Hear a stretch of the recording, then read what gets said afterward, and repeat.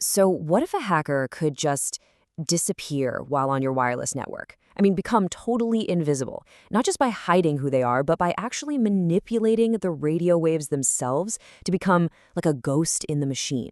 We're going to dive into this because this goes way beyond basic hacking. This is the world of advanced wireless evasion.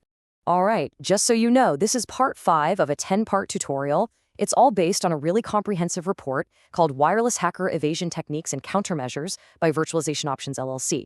For this explainer, we're zooming in on Chapter 5, which covers advanced signal manipulation and obfuscation methods.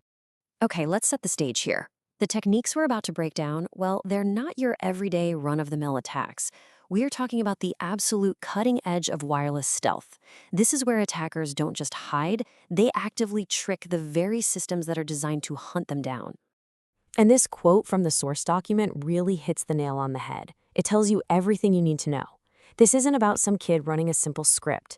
This takes deep technical knowledge, seriously expensive gear, and a lot of times, custom-built software. We're talking about a whole different league of threat. So the key thing to grasp is that these methods go way beyond just, lowering a signal's power or hopping between frequencies. They fundamentally change the DNA of the wireless signal itself. They twist it and warp it in ways that even the most state-of-the-art security systems are completely blind to. The whole point is to make a malicious signal look like harmless background noise, or better yet, like nothing at all. Now, I know this all sounds incredibly complex, and honestly, it is. But luckily, the source material breaks these advanced techniques down into 4 main categories, and that gives us a perfect roadmap to follow.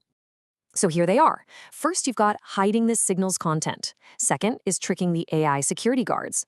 Third is basically shape-shifting the signal in real time. And fourth, and this one is wild, is turning the physical environment itself into a weapon. We're going to unpack every single one of these. Let's kick things off with the first 2, which are all about messing with the data and exploiting the very artificial intelligence that's supposed to be protecting us.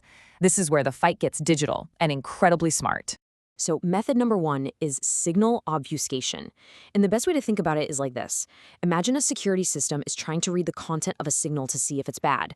Well, this technique makes that content totally unreadable to anyone but the attacker. It's exactly like sending a message written in invisible ink. The security system just sees a blank page, but the intended recipient has that secret chemical to make the message appear. Okay, the second method is where things start to feel like science fiction, adversarial machine learning. You see, modern wireless security leans heavily on AI to spot weird patterns, but attackers have figured out how to fight AI with more AI. They actually craft signals that are tailor-made to fool those machine learning models. And this is the perfect way to picture it.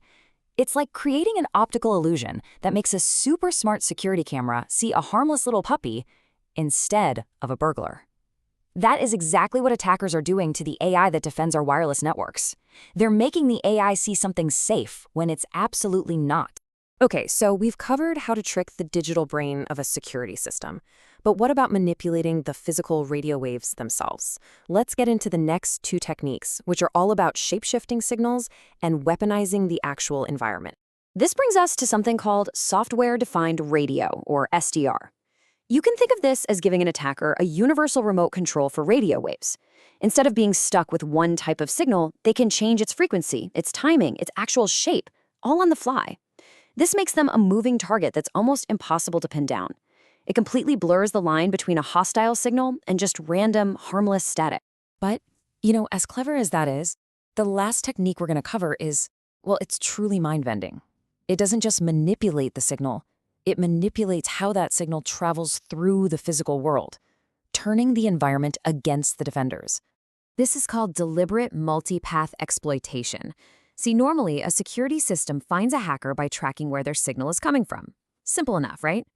But what if the signal seems to be coming from everywhere, all at once? By using reflective surfaces like metal, generating multiple ghost signals, or even using drones to carry reflectors around, an attacker can create a virtual hall of mirrors for radio waves. The security system gets totally overwhelmed with false location data, sending defenders on a wild goose chase.